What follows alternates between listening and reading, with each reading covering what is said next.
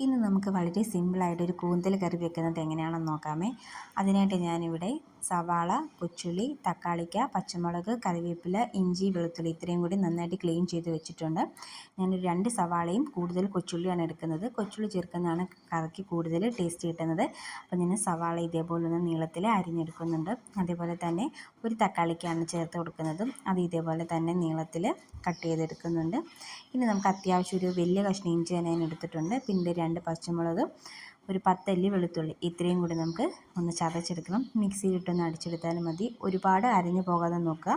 Just ഒന്ന് ചതച്ചെടുക്കുക മാത്രം ചെയ്യുക. പിന്നെ കൂന്തലൊക്കെ ഇവിടെ ക്ലീൻ ചെയ്ത് വെച്ചിട്ടുണ്ട്. അത്യാവശ്യം വലിയ കൂന്തൽ തന്നെയാണ് നമുക്ക് കിട്ടിയിരിക്കുന്നത്. ഇത് ഇതേപോലെ ഒന്ന് വട്ടത്തിലൊന്ന് കട്ട് ചെയ്ത് നമുക്ക് മാറ്റി വെക്കാം. ഇനി നമുക്കൊരു ചട്ടിയിലേക്ക് കുറച്ച് ഓയിൽ ഒഴിച്ചു കൊടുക്കാം. ഓയിൽ ചൂടായി കഴിയുമ്പോൾ അതിലേക്ക് നമുക്ക് കുറച്ച് കടുക് ഇട്ട് കൊടുക്കാം.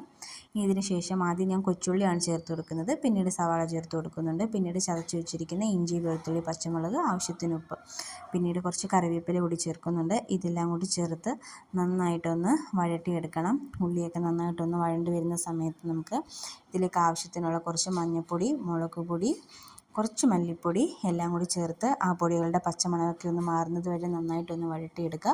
പൊടികളുടെ പച്ചമണമൊക്കെ ഒന്ന് മാറിക്കഴിയുമ്പോൾ നമുക്കിതിലേക്ക് ഇനി തക്കാളിക്ക് കൂടി ചേർത്ത് കൊടുക്കണം. ഇനി തക്കാളിക്കൊക്കെ നന്നായിട്ടൊന്ന് വെന്തുടഞ്ഞ് വരുന്നത് വരെ ഒന്ന് വഴറ്റി കൊടുക്കുക. അതിനുശേഷം കുറച്ച് മാത്രമേ വെള്ളം ചേർക്കുന്നുള്ളൂ. അതുകൂടി ചേർത്ത് അരപ്പൊന്ന് ലൂസാക്കി എടുക്കുന്നുണ്ട്. ഇനി ഇതിലേക്ക് ഞാൻ കുറച്ച് കുരുമുളക് പൊടിയും ഗരം മസാലയും ചേർത്ത് കൊടുക്കുന്നുണ്ട്. കുരുമുളക് പൊടി കുറച്ച് ഏറെ തന്നെ ചേർത്ത് കൊടുക്കുക. അപ്പം പ്രത്യേക ഒരു ടേസ്റ്റ് കിട്ടും.